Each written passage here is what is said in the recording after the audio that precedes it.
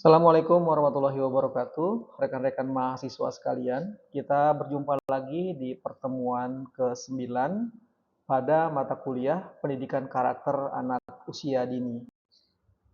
Pada pertemuan ke-9 ini kita akan membahas tentang prioritas pendidikan karakter ya, teman-teman sekalian.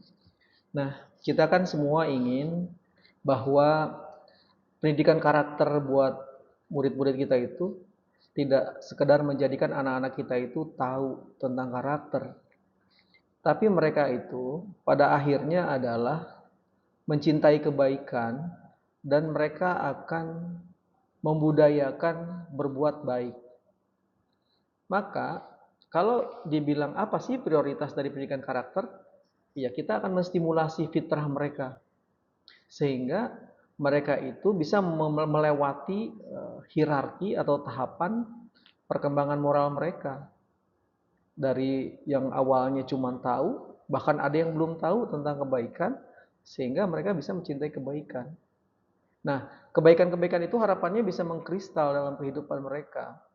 Mereka bisa paham tentang nilai-nilai ketuhanan, tentang personal, tentang hubungan sosial, gitu. Ini akan menjadi akhlak mulia mereka. Nah, seperti itu ya. Jadi prioritas pendidikan karakter kita itu adalah seperti ini. Ada satu pertanyaan penting ya yang harus kita jawab bersama-sama. Kenapa karakter itu harus jadi prioritas utama di usia dini? Jawabannya teman-teman sekalian, di beberapa dekade terakhir ini ya, arah pendidikan di PAUD itu adalah bagaimana anak-anak usia dini itu dituntut untuk menguasai kemampuan calistung. Ini tidak bisa kita pungkiri. TK-TK yang diminati oleh orang tua murid itu adalah TK-TK yang ketika anaknya lulus dari TK tersebut bisa baca, tulis, dan hitung. Gitu. Sehingga ada akademik pusing di situ. Bagaimana sekolah-sekolah TK ini mampu menciptakan kemampuan calistung kepada lulusannya, tapi ini secara instan. Sehingga yang diajarkan di PAUD itu ya hanya kemampuan calistung saja. Anak-anak diberikan lembar kerja. Bahkan ini dibantu oleh orang tuanya mengerjakan ini. Ini nggak benar. Ini salah, teman-teman ya. Jadi untungnya pemerintah kita melalui pendekatan deep learning itu kembali ya mengembalikan hakikat PAUD ke jalur yang tepat di sini, sehingga pendidikan karakter ini benar-benar menjadi pondasi gitu. Sedangkan akademik itu cuma bangunan di atasnya. Nah, penekanan pada PAUD bukan lagi kepada calistung, tetapi kepada pengembangan atau pembangunan karakter, karena ini adalah fondasi. Nah, seperti itu. Alasan lainnya, dan ini yang lebih ilmiah teman-teman, adalah kalau kita melihat dari sudut pandang neuropsikologi ya, dimana kita tahu kan usia mereka itu adalah golden age. Nah, secara neuropsikologi 80% koneksi dari sinapsis saraf gitu ya pada anak usia dini terbentuk 80% gitu. Nah, bayangkan kalau pada saat yang powerful seperti ini kita menanamkan pendidikan karakter pada mereka, kan ini benar-benar akan mengonfigurasi arsitektur otak mereka tuh. Sehingga sinapsis-sinapsis gitu atau jalur-jalur saraf itu bisa menetap sampai mereka dewasa. Karena pembentukan sinapsis saraf itu 80% di usia golden age itu. Nah, lainnya adalah kalau kita ngomongin tentang efek cetak biru atau blueprint, usia dini itu adalah masa pembentukan konsep diri atau self concept ya. Nah, kalau anak-anak di usia ini benar-benar mempelajari tentang nilai baik dan buruk gitu, ini akan benar-benar menjadi semacam lensa lah atau kacamata buat mereka bisa memandang dunia luar di masa depannya. Jadi ini teman-teman, sangat ilmiah alasannya kenapa pendidikan karakter itu harus diprioritaskan sejak mereka berada pada usia dini. Nah, di ilustrasi ini teman-teman bisa lihat ya. Ini menguatkan tadi apa konsep neuropsikologi tadi ya. Bahwa 80% koneksi saraf anak ini terbentuk pada usia ini. Lihat, pada saat mereka baru lahir, volume otak mereka itu ukurannya 320 gram. Dan pada saat usia 3 tahun, ini berkembang sangat pesat menjadi 1260 gram. Inilah yang kita sebut dengan the golden period, golden age itu. Nah, kalau ini benar-benar kita optimalkan, maka masa depan anak-anak, kalau kita pengen anak-anak kita ini benar-benar beradab ya di masa depan dan memiliki kualitas moral yang baik, kembangkan di usia ini. Lihat dari usia 3 tahun sampai mereka dewasa, cuma sedikit perkembangan volume otaknya ini. Ini apa artinya ketika dari mereka baru lahir sampai usia 3 tahun itu perkembangannya cepat? Plastisitas otak mereka cukup tinggi, gitu. Seperti ini ya teman-teman, saya harap setelah ini ya teman-teman tidak lagi cuman memahami bahwa pendidikan karakter itu menjadi prioritas di PAUD secara teori aja enggak. Tapi saya harap setelah perkuliahan ini teman-teman benar-benar fokus ya, benar-benar tertarik dan mengimplementasikan pendidikan karakter itu di sekolahnya masing-masing. Saya cantumkan di sini 4 landasan teori pendukung ya, teman-teman, dalam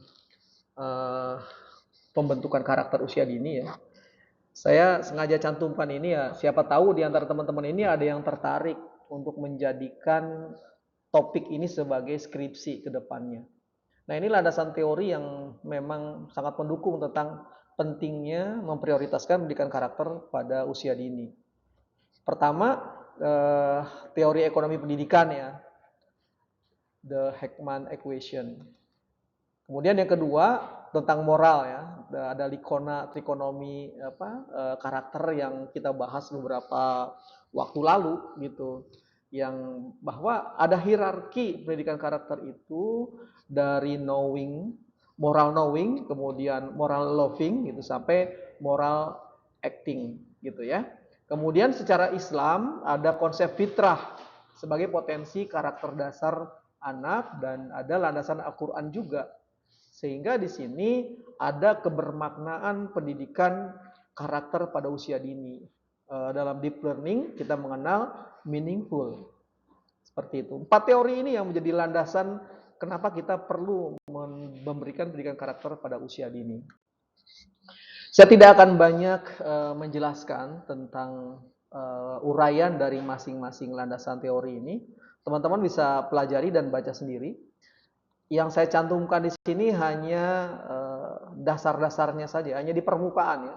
Silakan teman-teman telusuri ya, melalui internet gitu tentang pendalaman teori ini. Ternyata ada teori ekonomi pendidikan gitu. Ya. Dalam pendidikan juga kita mengenal ada istilah investasi pendidikan, dan investasi pendidikan itu sangat tinggi menghasilkan return on investment-nya, tingkat pengembalian investasinya dibandingkan dengan tingkatan-tingkatan yang lain gitu. Jadi teman-teman silakan pelajari tentang the Heckman equation ini ya. Nah, tentang Likonas trikonomi karakter, ini sudah kita bahas juga ya. Di pertemuan sebelumnya, kita kan tidak ingin anak-anak kita itu hanya sebagai orang-orang yang jadi komentator karakter aja gitu. Karena dia cuma tahu tentang karakter di level moral knowing. Kita pengennya kan sampai kepada level moral action gitu. Tapi dalam memberikan pendidikan karakter, kita nggak bisa lompat. Nggak bisa anak-anak langsung kita ingin, mereka ingin menerapkan moral action atau tindakan nyata. Enggak. Kita harus dari tahapan dulu. Mulai dari moral knowing, mereka tahu atau memiliki kesadaran tentang moral atau tentang pengetahuan tentang moral gitu kan. Ada moral feeling di tahapan berikutnya. Ini adalah menyangkut emosi gitu ya, menyangkut mencintai kebaikan gitu. Karena setelah mereka tahu tentang sesuatu itu adalah perbuatan baik, kemudian mereka kita berikan penguatan atau apa namanya, kita apresiasi perbuatan baik mereka, maka mereka akan mencintai kebaikan karena dengan berbuat baik mereka akan mendapatkan sesuatu gitu. Nah, akhirnya kalau mereka sudah mencintai tentang kebaikan, ya mereka akan bertindak nyata. Bahkan pada level berikutnya gitu ya. Ini di luar dari likonas trikonomi ini gitu ya. Ada yang disebut dengan moral reflection gitu. Jadi mereka sudah mampu merefleksi tentang tindakan nyata mereka. Seperti itu. Nah, ini ya trikonas karakter ya. Teman-teman bisa baca lagi, cari lagi di berbagai macam literatur. Tentang landasan Al-Qur'annya, ini yang kita kalau berbicara tentang meaningful gitu. Teman-teman juga bisa telusuri dalam Al-Qur'an itu, kandungan dalam Al-Qur'an itu ya yang mana saja yang kita berbicara tentang pendidikan karakter. Semuanya berbicara tentang pendidikan karakter. Karena di sini anak-anak kita ajak untuk melihat tanda-tanda kebesaran Allah di sekitarnya gitu. Nah, kalau kita sudah berikan apa namanya pemahaman ini gitu ya, sehingga apa namanya mereka memiliki landasan yang kuat karena itu Al-Qur'an yang berbicara. Maka ini menjadi meaningful. Coba misalnya di sini di dalam Quran surat Ali Imran ayat 191. Yaitu orang-orang yang mengingat Allah sambil berdiri, duduk atau dalam keadaan berbaring dan mereka memikirkan tentang penciptaan langit dan bumi. Bayangkan, ini adalah karakter yang luar biasa. Oke ya, ini yang lainnya bisa teman-teman baca lagi. Berikutnya kita akan coba juga lihat ya tentang konsep fitrah sebagai potensi karakter dasar. Di sini kan saya juga sering mengatakan bahwa ayo kita didik anak-anak kita itu sesuai dengan fitrahnya. Maka kita harus tahu bahwa fitrah anak-anak kita itu membawa potensi kebaikan gitu. Nah, kalau kita sudah sadar bahwa setiap diri murid-murid kita itu membawa potensi kebaikan, yuk sekarang kita sama-sama kita lejitkan potensi fitrah mereka itu. Ya, karena kewajiban kita sebagai pendidik adalah melakukan hal itu. Kita lejitkan potensi fitrah mereka. Ini yang sebetulnya lebih penting kita lakukan ketimbang kita mengajarkan calistung kepada mereka. Nah, ini ada hadis riwayat Al-Bukhari ya. Setiap anak dilahirkan di atas fitrahnya, maka kedua orang tuanya lah yang menjadikannya Yahudi, Nasrani atau Majusi. Implikasinya pada PAUD dari kita menerapkan konsep fitrah sebagai potensi karakter dasar itu adalah ya kita akan fokus pada stimulasi gitu. Mereka dengan cara-cara yang aman dan penuh kasih sayang sehingga konsep joyful akan muncul di sini. Anak-anak tuh tidak dipaksa untuk melakukan kebaikan. Gitu. Anak-anak tidak terpaksa melakukan kebaikan. Kalau kita mampu memahami tentang pendidikan karakter itu sesuai dengan fitrahnya, terapkan rasa aman, penuh kasih sayang pada mereka. Gitu. Nah, kalau kita sudah menerapkan pendidikan karakter ini dengan rasa aman dan penuh kasih sayang, maka ketika kita tahu ada anak usia dini yang melakukan perbuatan dalam tanda kutip buruk gitu ya, karakter buruk gitu loh ya. Misalnya kan usia itu suka egois atau dia suka tantrum yang menangis berlebihan, kita sadar bahwa perilaku seperti itu bukan dosa. gitu, bukan dosa. Tapi itu memang fase perkembangan fitrah mereka. Ada yang disebut dengan fitrah emosi. Maka pada saat ini kita sadar bahwa pada kondisi anak egois atau menangis berlebihan atau tantrum itu, kita sadar bahwa mereka itu butuh bimbingan. Nah, dalam istilah ilmiah, ini namanya co-regulation. Gitu ya. Makanya di pertemuan sebelumnya saya bilang, dalam memberikan pendidikan pada anak usia dini, kita harus mampu mengarahkan atau menstimulasi anak kita itu untuk melakukan regulasi diri. Gitu. Di kelas-kelas bikin dong sudut tenang ketika ada anak tantrum, ketika ada anak yang berperilaku buruk tadi itu, kita sampaikan bahwa anak itu harus pindah dulu ke sudut tenang itu. Karena semua anak kan sudah tahu bahwa di ruang kelasnya ada satu sudut yang namanya sudut tenang. Ketika ada perbuatan buruk, mereka sudah tahu. Mereka harus ke sudut itu untuk melakukan regulasi diri, gitu. Ya, apa yang akan mereka lakukan? Ya kita bimbing, tarik nafas, gitu ya. Suruh anak itu tenang, kemudian kita refleksi apa yang sebenarnya terjadi pada dirinya. Kenapa dia menangis? Kenapa dia mengganggu temannya? Kenapa dia tidak mau ini, tidak mau itu, gitu ya? Seperti itu, teman-teman. Oke.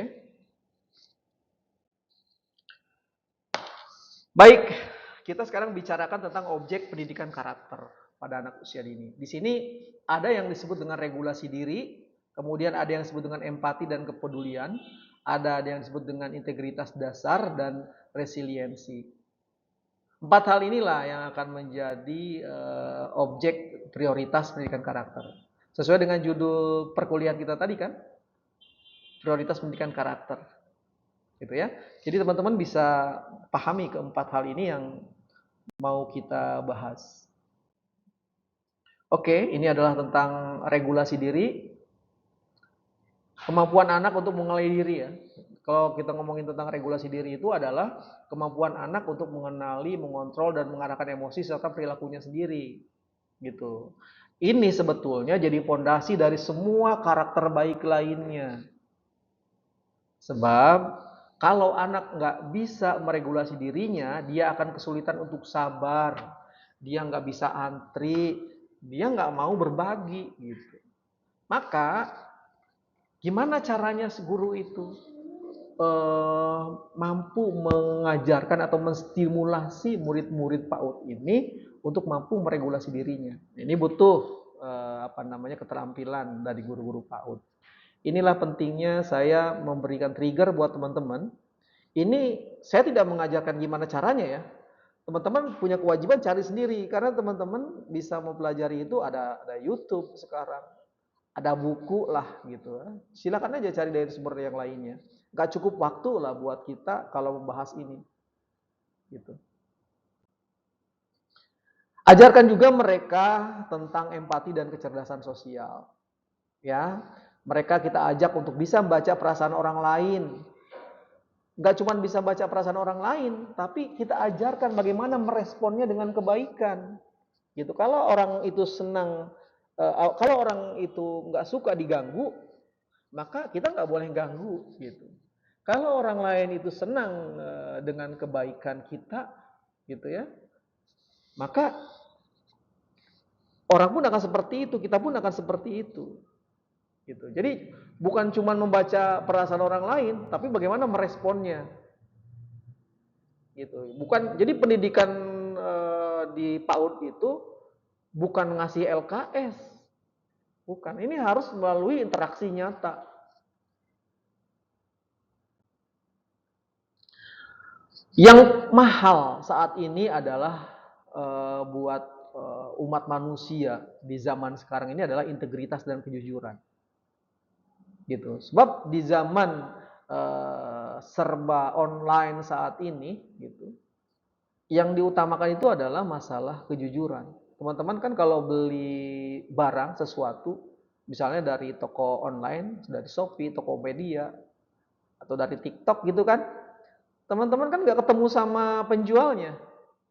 Kita terima aja gitu. Kita yakin bahwa yang kita pesan itu akan kita terima sesuai dengan spesifikasi pesanan kita. Gitu. Bayangkan kalau misalnya si toko itu tidak jujur, apa yang akan terjadi?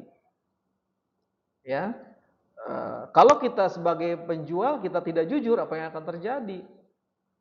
Ya, kita akan ditinggalkan oleh konsumen. Dan membangun integritas dan kejujuran ini nggak bisa sehari dua hari. Awali dari pendidikan karakter di anak usia dini. Seperti itu intinya. Yang penting juga adalah tentang resiliensi atau daya juang atau ketangguhan. Gitu. Anak-anak juga harus diajarin mereka untuk menjadi pribadi yang nggak mudah menyerah. Mulai berikan mereka dengan tantangan-tantangan kecil. Gitu. Misal kita minta mereka menyusun balok main tinggi-tinggian gitu ya. Dan ketika baloknya itu runtuh, gitu, ya mereka harus mulai menyusunnya lagi dari awal gitu. Kita buat apa namanya permainan di situ. Waktunya dibatasi, perlombaan, nah seperti itu. Jadi dilihat anak yang ketika baloknya runtuh dia menangis, kemudian dia menyerah, itu yang harus kita bimbing. Dan anak yang semangat terus itu yang harus kita perkuat, gitu. Ya, jadi resiliensi itu penting di masa seperti sekarang ini. Teman-teman, 4 hal tadi ya, tolong diingat itu menjadi prioritas ya dalam pendidikan karakter di pendidikan anak usia dini untuk saat ini. Dan kenapa itu menjadi prioritas? Ada alasan. Pertama, itu akan menjadi benteng moral. Gitu ya. Karakter itu filter terhadap degradasi moral. Apalagi di era digital seperti sekarang ini. Gitu. Ya. Diserba bebas seperti sekarang ini. Saya nggak perlu jelasin bagaimana kerasnya kehidupan di dunia digital itu, di dunia sosial media itu. Ya, jadi pendidikan karakter itu jadi benteng moral. Kemudian lagi itu akan menjadi prediktor akademik. Gitu. Bukan cuma skor IQ. Ya, bukan cuma skor IQ. Karena IQ itu hanya menentukan 20% dari kesuksesan hidup seseorang. Lainnya berhubungan dengan moral. Ada spiritual question, ada emotional question. Itu yang lebih penting, itu yang lebih tinggi. Dan itu akan menjadi modal sosial buat kehidupan mereka. Ini akan menjadi kunci gitu ya dari kehidupan sosial. Masyarakat kita beragam. Bayangkan kalau semua orang memiliki karakter yang baik, wah damailah kehidupan masyarakat kita.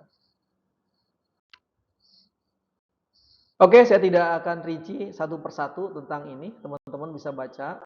Ya, silahkan dibaca ini tentang prediktor kesuksesan masa depan yang melebihi dari sekadar IQ. Tadi sudah saya bilang bahwa IQ hanya menyumbang sekitar 20% dari kesuksesan orang di masa depannya. Gitu. Yang penting sekarang gimana kita mengimplementasikan di kelas kita. Di mana-mana kalau pendidikan karakter apalagi di anak usia dini ini mau sukses, jadikan pendidikan karakter itu sebagai habituasi rutin. Budaya antri, budaya berbagi dan adab makan harian misalnya, itu harus kita lakukan rutin. Jadikan habituasi.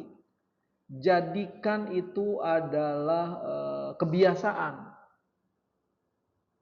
Gitu. Gak bisa sesekali aja.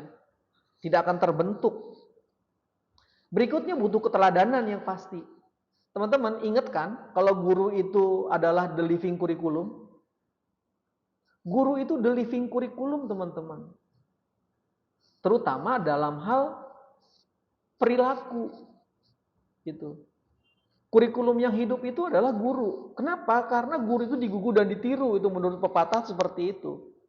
Kalau gurunya tidak memberikan keteladanan, maka jangan harap pendidikan karakter itu bisa berhasil. Itulah yang disebut dengan guru itu sebagai the living curriculum. Nah, ya, kemudian lakukan refleksi. Ajak anak itu dialog secara mendalam tentang perasaan mereka setelah melakukan aksi atau melakukan perbuatan baik. Gitu. Ini yang harus kita implementasikan di kelas-kelas kita. Ya. Anak-anak harus tahu kenapa sih kita perlu ngantri. Itu harus dijelasin ke anak-anak. Ya, di tahapan pertama, moral knowing. Jelasin ke anak-anak kenapa kita harus antri. Mereka tahu kenapa saya harus antri. Dan mereka akan merasakan dengan antri itu kita akan kebagian semuanya, nggak perlu perebutan. Sampai kepada moral feeling tuh. Ya, atau moral loving tuh. Oh, ternyata enak ya kalau antri. Maka tahapan terakhirnya adalah moral action kan. Mereka akan terbiasa berantri gitu. Tahapannya gitu, nggak bisa langsung yuk kita antri, nggak bisa begitu, nggak bisa lompat. Kan saya udah bilang berkali-kali, ada hierarkinya menurut Likonas teori itu. Ingat ya, kata kuncinya adalah moral knowing, moral loving, dan moral action. 3 tahapan itu dalam memberikan pendidikan karakter kalau mau berhasil.